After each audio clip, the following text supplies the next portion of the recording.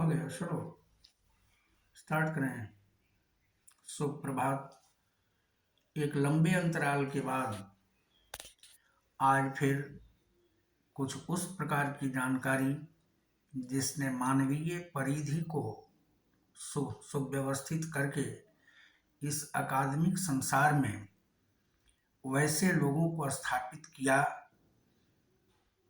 जिनसे मानवता धन्य धन्य हो उठी।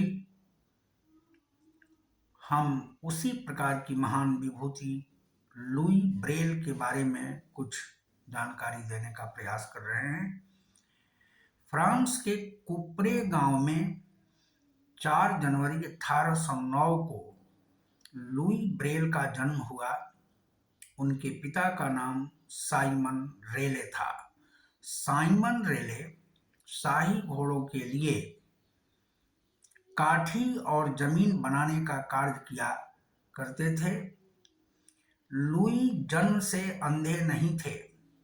3 साल की उम्र में जब लुई खेल रहे थे तभी उनकी आंखों में चोट लगी। चोट का असर धीरे धीरे इस प्रकार पड़ा कि 8 साल की उम्र तक पहुंचते पहुंचते लुई ब्रेल की आंखों की रोशनी समाप्त हो गई। 16 वर्ष की अवस्था में ब्रेल की भेंट फ्रांसीसी सेना के कप्तान चार्ल्स बारबियर से हुई। बारबियर ने ब्रेल को नाइट राइटिंग तथा सोनोग्राफी के बारे में बतलाया। इन्हीं के द्वारा फ्रांसीसी सैनिक अंधेरे में पढ़ते थे।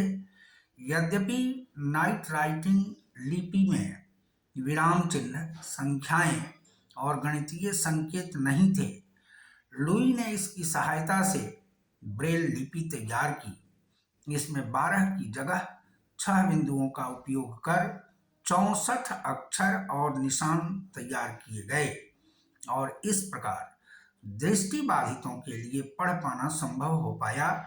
लुई द्वारा आविष्कृत लिपि को ब्रेल लिपि के नाम से जाना जाता है। लुई ब्रेल ने 16 साल की उम्र में ब्रेल लिपि का आविष्कार किया। यह मानवीय इतिहास के सबसे बड़े आविष्कारों में से एक आविष्कार था। ब्रेल लिपि एक प्रकार का स्पर्शीय कोड होता है, टचिंग कोड, जिसमें विशेष प्रकार के उभरे हुए कागज का उपयोग किया जाता है। इस कागज के उभरे हुए बिंदुओं को छूकर पढ़ा जा सकता है।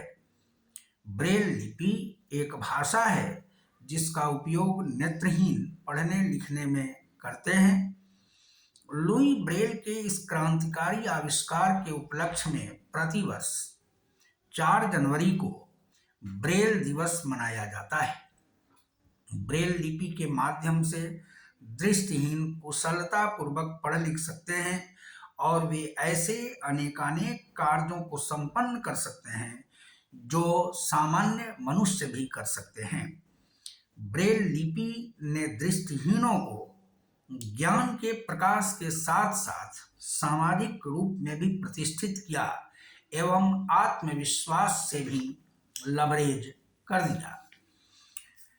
पेरिस के अंध विद्यालय में प्रवेश ले लेने के बाद प्रथम बार जब लुई ब्रेल अपने घर वापस आए तब उन्होंने अपने पिता से कहा, दृष्टिहीन व्यक्ति संसार का नितांत असहाय, बेचारा और बेकार व्यक्ति होता है। ऐसा व्यक्ति अत्यधिक अकेलापन के संसार में घूमता है क्योंकि वह पढ़ नहीं सकता। उसके पास पुस्तकें रहते हुए भी वह अकेला इसलिए होता है कि पुस्तकों की पढ़ाई उसके द्वारा नहीं हो सकती। मेरी संपूर्ण सोच का केंद्र बिंदु यही समस्या है। लुई ब्रेल ने उस दर्द को जाना। लुई ब्रेल ने अपनी उस परिधि को पहचाना जहां पर वो बिल्कुल बाध्य होकर सब कुछ होने के बावजूद भी लगभग प्रत्येक सुविधा से वंचित थे। उनकी सोच इस कदर केंद्रित हुई कि उनकी ज्ञान पिपासा ने उनके दृष्टिबाधित हो जाने की स्थिति में भी ज्ञान संग्रह की यक्ष समस्या का सामना किया। उनकी यह सोच कि पुस्तकों के बिना उनका ज्ञान सीमित रह जाएगा ने विश्व के समस्त दृष्टिबाधितों का कल्याण किया। लुई ब्रेल का नाम अज्ञान के अंधकार को मिटाने वाले प्रकाश स्तंभ के रूप में इस संसार के इतिहास में सर्वदा के लिए अमर हो गया। लुई ब्रेल इस प्रकार के ऐतिहासिक पुरुष और क्रांतिकारी विचारक का नाम था। लुई ब्रेल ने दृष्टिबाधितों के लिए एक नए उभरते हुए संसार की जो परिकल्पना की, उस परिकल्पना के आधार पर दुनिया ने बहुत कुछ देखा। संसार में सूरदास जी इत्यादि ऐसे ऐसे बहुत सारे लोग जो दृष्टिबाधित थे, उन्होंने भी संसार के गौरवशाली परंपरा को अक्षुण्ण रखने का सराहनीय कार्य किया है। Thanks, many thanks for our next episode.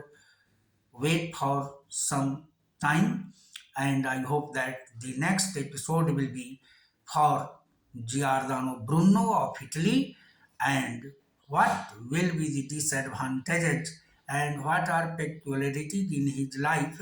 We try to discuss those very peculiarities and singularities. Thanks.